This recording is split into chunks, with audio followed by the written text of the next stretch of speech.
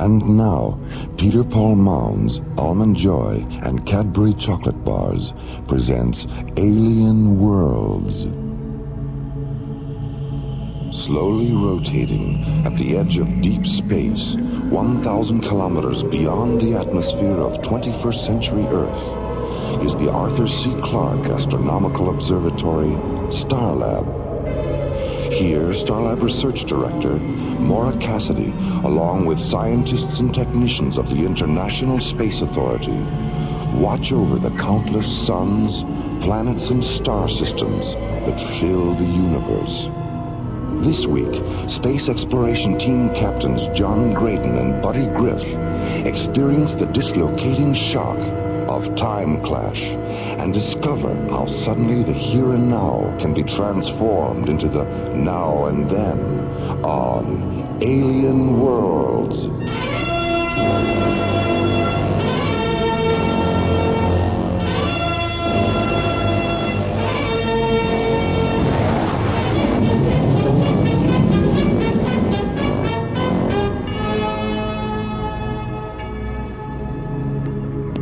Starlab Control, this is Pandora. We seem to be having a receiver malfunction. Would you repeat that? Correct your approach vector, Captain. You're 19 degrees off course. All right. I'll see what I can do. Don't just see what you can do, Captain. Make a decision. You're running out of time. What's going on, Jerry? We've got a problem, Maura. If that petroleum tanker on screen 6 doesn't correct its approach vector, it won't clear the docking bay. How's that, Starlab? Any better? Pandora, you're still 14 degrees off course.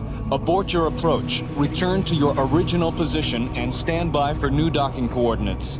Roger. Why are you guiding him in, Jerry? Something wrong with your navigational computer? It blew a decoder module 5 minutes into the approach. And that guy's the worst pilot I've ever... There's no way we can abort our approach, Starlab. We've got a retro malfunction. Hit the collision alert, Maura.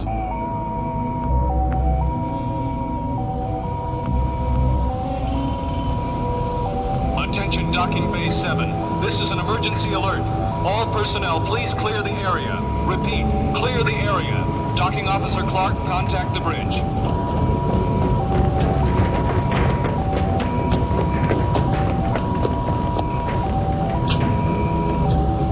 Jerry, it's Bill Clarke. Any chance you might make it? Not unless you believe in miracles. Okay, Bill, get out of there.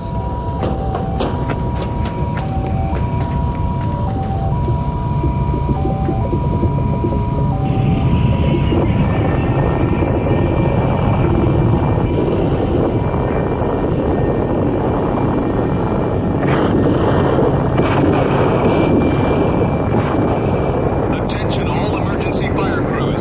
Petroleum explosion in docking bay 7. Mobile hospital units stand by for fire rescue. Sick bay 9, prepare to receive burn casualties.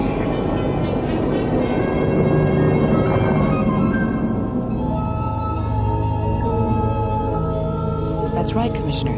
The Pandora's guidance computer and retro system had been serviced in over 2 years. And the crew couldn't get out because the explosive bolts on the emergency hatch malfunctioned.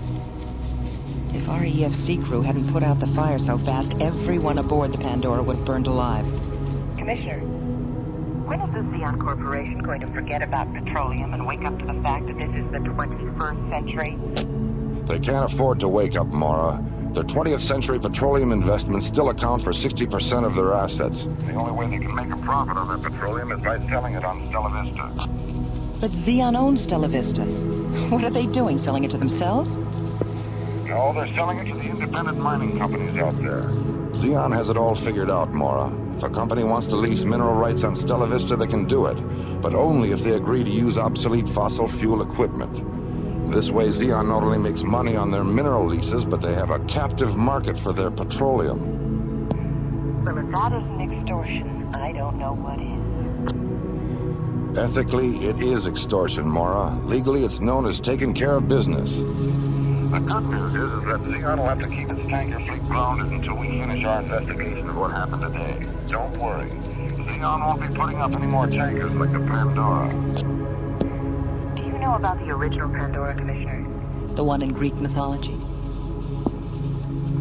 Well, my Greek mythology is a little rusty. But I believe Pandora was sent to Earth to punish mankind. I don't remember why. But I do remember she had some kind of magic box. The fire of heaven, Commissioner. She was sent to punish mankind for accepting the fire of heaven from Prometheus. And when she opened that box, she released an eternity of human suffering. You know, I thought about that today when the Pandora split open in the docking bay. What happened was so ugly and terrifying. For a split second, I saw everything mankind had suffered during the last century. All because the oil of the earth, like the fire of heaven, had been used to make people small instead of great.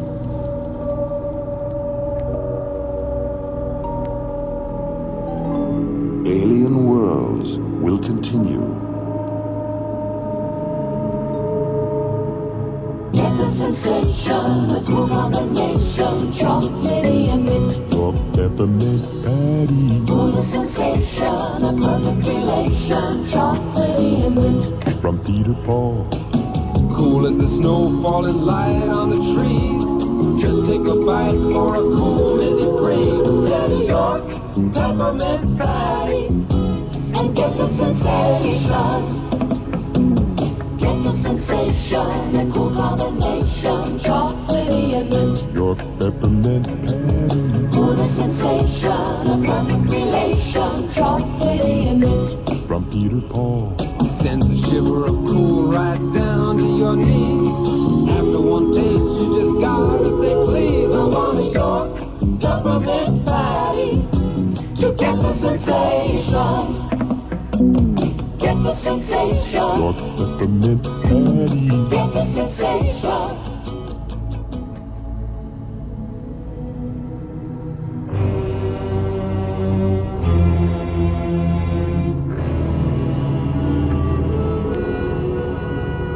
Alien Worlds continues. 18 hours after the oil tanker Pandora has split open and exploded in Docking Bay 7, an ISA disaster investigation team and a Xeon Corporation space tug arrive at Starlab from Earth. 10 hours later, the crew of the Pandora is taken to the nearby Stargazer security station for interrogation. And as the Xeon Corporation tug prepares to tow the burned-out hull of the Pandora back to Earth, Starlab scientists, technicians, and space exploration team officers begin a new day.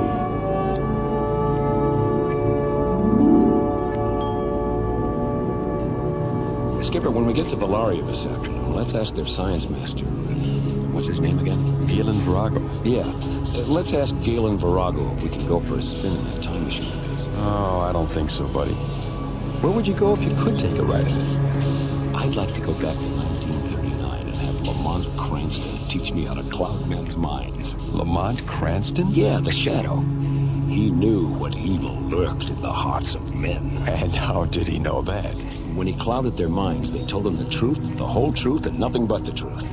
I see. And what exactly would you do if you had the power to cloud men's minds? I'd use it to cloud women's minds. Sexist pig. Going. Good morning, Captain Graydon. Captain Griff. Yeah. Good morning, Cindy. Cindy, have you had your mind clouded lately? No. Not since I read 6 Characters in Search of an Author. What's that, Cindy? A novel? It's a play. Luigi Pirandello, 1921. The characters in the play are rehearsing the play when 6 other people show up, claiming to be characters the author left out of the play when he wrote it. Were any of the people who showed up named Lamont Cranston by any chance? No, Captain, not even by any chance. Now, how about breakfast? You ready to order? Can you give us a few more minutes, Cindy? We're waiting for Dr. Cassidy and Commissioner White. Okay. Gee, I wonder what's keeping Maura. I don't know. Maybe Commissioner White's shuttle was late. Yeah, that tanker accident is really... Oh, here she comes now. Morning, John. Buddy. Hello, Maura. Hi. Where's Commissioner White? He spent most of the night with the ISA Legal Bureau, drafting the order to ground Xeon's tanker fleet. He's going to deliver it this afternoon, so he suggested we go on to Valaria without him. Well, does that mean he's going to miss the time machine demonstration? Just the parallel dimension drone pod playback, which I'm sure Galen will be happy to repeat. The commissioner said he'd be here tomorrow morning around 10, so when he arrives, you two can warp back here in the Solaris, pick him up, and warp back to Valaria again, okay? Yeah, okay. Okay. Let me see that menu, buddy. I'm starving. Here you go. Thank you. Ooh, those Neo cheese crepes look delicious, don't they? Cheese. You know, that reminds me of a story. Oh, dear. There was this guy who had a mouse in his house. So he went out and bought a mousetrap. But when he got it home, he noticed he was out of cheese. You know what he used for bait? A picture of some cheese. And you know what he found in the trap the next morning? Do tell. A picture of a mouse. Buddy.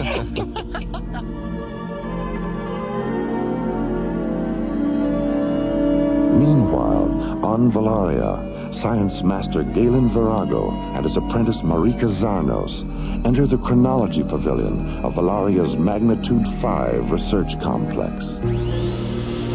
Standing in the center of the pavilion, illuminated by the cool white light of 200 free-floating microlamps, is the experimental time machine. A large 20-sided chamber made of semi-opaque metal. Suspended above the chamber is the penetrator capsule, a teardrop-shaped pod made of bright, seamless metal, which Galen and Marika have used to record fragments of the Earth's past.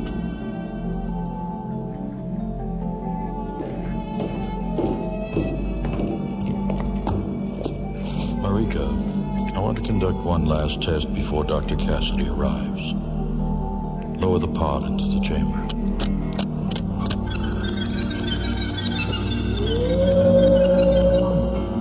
Are the chamber seals secure? Yes, Galen. The REM scale indicators read 0 point blue.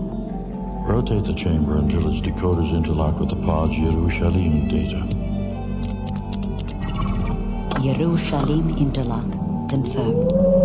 Interface the decoder lenses with day 12, month 4, AD 33, Earth. Decoder lenses stable at subcycle 9 yellow. Focus them on the subspan 303 and isolate the dimension.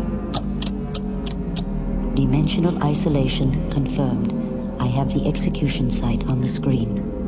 Is the deciphering terminal translating into Anglophonic? Yes. Cross-link the audio sensors.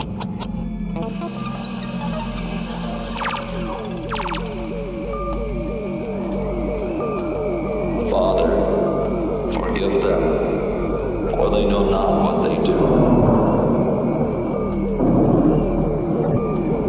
It is finished.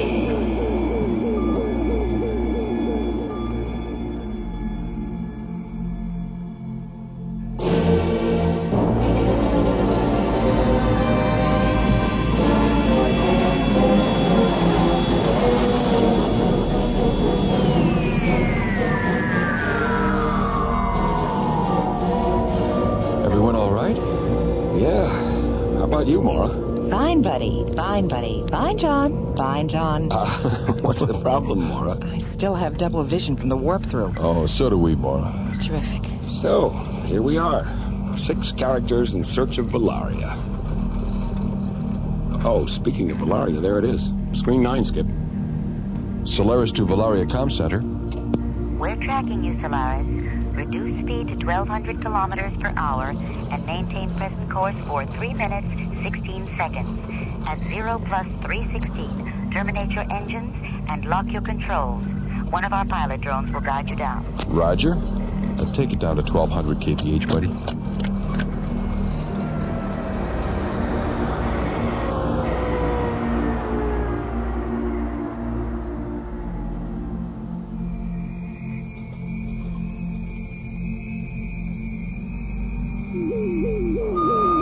Father, forgive them, for they know not what they do.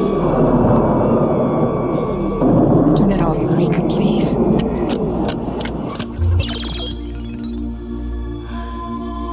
If I'd seen that when we first got here. No, I really don't think I could have made it through the day. They all just stood there and watched him die. Someday you must tell me about that holy man and why he was submitted to such torture and pain. We will, Galen. May I be permitted to say something about the three of you? Of course. The way you've reacted to the tragic events of your planet's past leads me to believe that if the Earth had always been inhabited by spirits like yours, much of what we've seen here today would never have happened.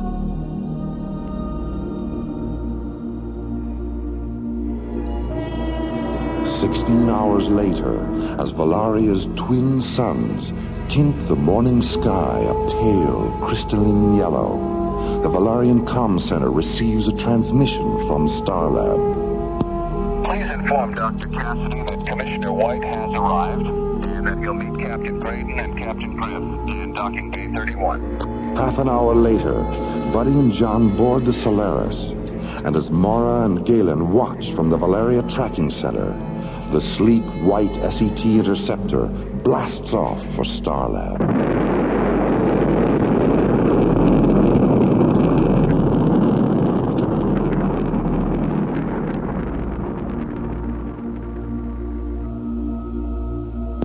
We're ready to warp through, Maura. Can you still see us? Affirmative, John. The resolution on this screen is so good I can practically see into the cockpit. How many fingers am I holding up, Maura? 13? Gee, Skipper, she really can see into the cockpit. All right, here we go. Warp through in 5 seconds. Maura, it's all turning inside out. Maura! John! Buddy! Galen, what's happening? Just a moment. Just a moment. The POSIC device. The POSIC device aboard the Solaris has experienced a primary decoder malfunction. The ship is passing through the time-space continuum in reverse. Galen, the ship's back on the screen. John, Buddy, do you read me? Yes, Mara. I read you. John? Mara, help us. We become children.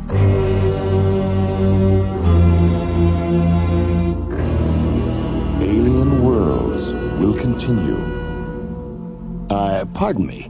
Isn't that a Cadbury chocolate bar? I've never tried one. Oh, that's too bad. Do you mind if I have a teensy piece? Hey, you took my bar. I'll just take a little bit. It was for my wife and me. Oh, she'll love it. See, this is great.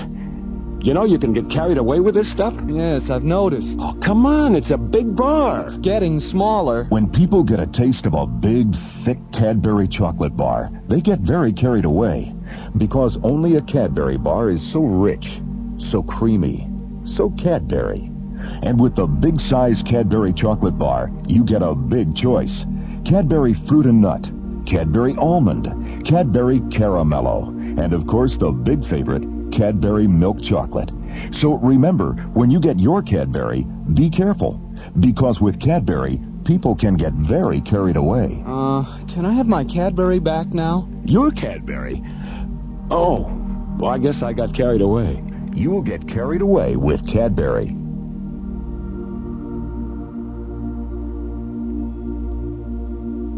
If you would like to make direct contact with Alien Worlds, get a pencil and paper ready, and I'll give you our star coordinates at the end of the program.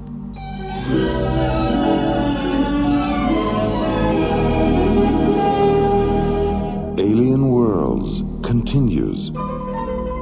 During a routine time-space continuum warp-through, John and Buddy are sent 30 years into the past, when the Starsmith Parsec Accelerator aboard the Solaris malfunctions. Maura, it's all turning inside out. And when the Solaris finally emerges from its dimensional inversion... Mara, help us. We become children. Science Master Galen Virago immediately orders the launch of a pilot drone, which locks onto the Solaris and returns it to Valaria.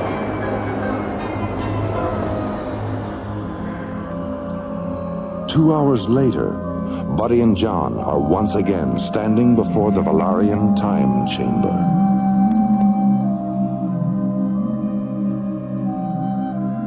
Well, buddy, looks like you're gonna get that right after all. Yeah. You will be joining me, of course. Naturally. It isn't every day that we get a chance to ride the whirlwind. The whirlwind? It's part of a verse by an 18th century English writer named Joseph Addison. My mother used to read his poems to me. How does the rest of the verse go? Let me see. And please the Almighty's orders to perform. Rides in the whirlwind and directs the storm. Kind of sums up our situation, doesn't it? It sure does. Galen, are you absolutely certain there's no danger? They won't be harmed, Maura. Marika has transported me into Valaria's past many times. You didn't indicate that in the communique you sent to Commissioner White. I didn't indicate it in the communiques I transmitted to the other planets either. Why not? Marika? This is our third machine, Maura. And during its construction, we decided that the secrets of time travel would be shared only with those who understand that all life is sacred and that all living things, no matter how small, have an infinity of their own that must be respected. Those who do not understand that are the ones who will use time travel to dangerously manipulate not only their own destinies, but the destinies of others. If during yesterday's drone pod demonstration, you and Buddy and John had reacted indifferently to the tragic events of your planet's past, we would have sent you away this morning. And if, as you went away, this accident had transformed all three of you, we would have simply closed our eyes and put you out of our minds. Then you were testing us. Time is a fragile thing, Maura. And its control can be permitted to exist only where fragile things are loved. Well, Maura, it looks like we've passed the test of time after all. Do you both still feel the same? I mean, you're not frightened or anything like that. Nothing's changed, Maura. It's like Galen said earlier. The physical organism changes during time reversal, but consciousness doesn't. It feels good to be alive inside a child's body. We're not young, we're not old, and we're not afraid. The chamber is ready, Galen. I've interfaced their time, date, and place of birth information with the alternate reality decoders, and the dimensional inversion lenses are stable at subcycle 6.violet. Buddy, John, go into the chamber now.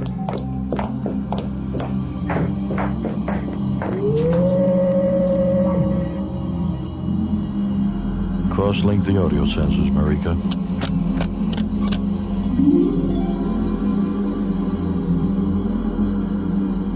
John, Buddy, can you hear me? Yes. Do you want us to lie down on these recliners, Marika? Yes. Now, close your eyes and relax. During the reversal, you will both be transported back to the separate moments of your birth, and then return to the here and now. You will be unconscious when you return, and you will have no memory of what happened to you aboard the Solaris. Okay, Galen. See you later, Maura.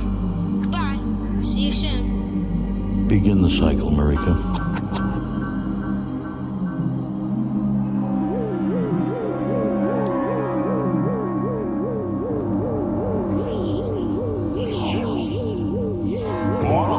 It's all turning inside out. Maura, it's all turning inside out. Shapes. Forms. Shadow. Color. Don't be afraid. Don't be afraid. Don't be afraid. Time is a fragile thing. Its control can be permitted to exist only where fragile things are loved.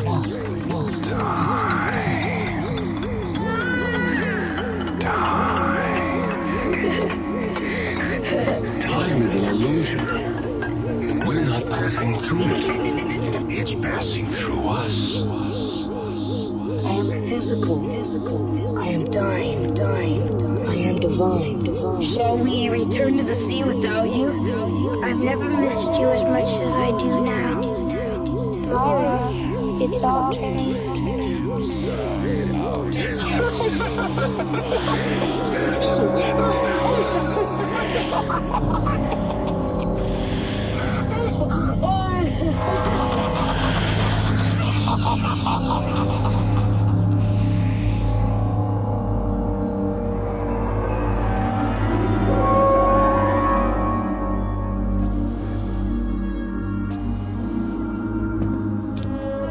Hi, buddy. Maura, what happened? It's nearly 4 in the afternoon. Have I been asleep all this time? More or less. Well, where's John? What about Commissioner White? John just woke up too, and Commissioner White decided to take his own ship. He'll be here in about half an hour. How do you feel? Like Rip Van Winkle must have felt when he woke up. Spaced out and hungry enough to eat a kangaroo. Well, that's funny. What? What's the date today, Maura? November 14th? Why? Well, the calendar on my watch. I just noticed it. It says May 23rd. My birthday.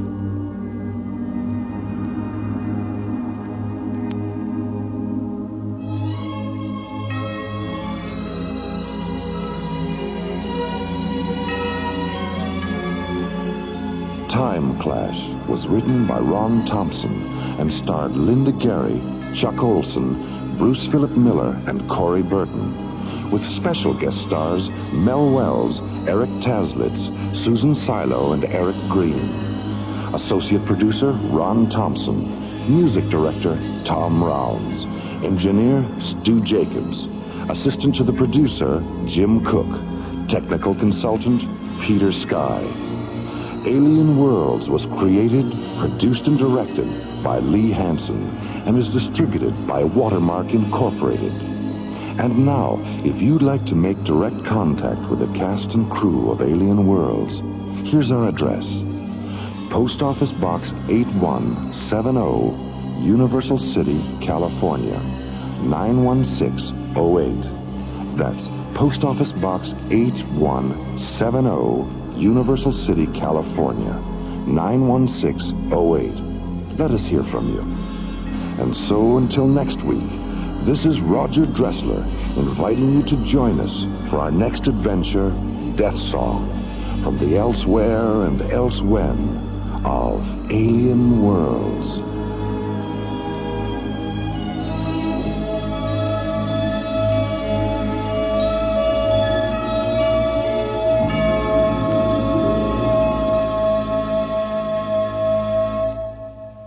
Peter